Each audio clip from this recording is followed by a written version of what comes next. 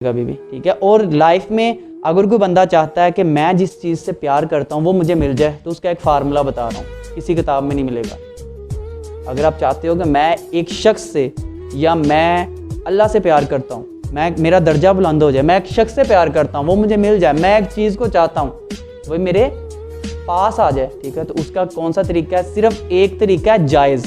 नाजायज़ हज़ारों हैं, जायज़ कौन सा तरीका है? एक, अपने आप को उस चीज़ के काबिल बना लो, वो चीज़ आपको मिल जाएगी। अपने आप को क्या करो, उस चीज़ के काबिल बना लो। एक बंदे को बाइक चाहिए, उसके अब्बू कहते हैं बेटे बाइक लेके दूंगा, मैट्रिक पास करो। क्या लेके दूंगा?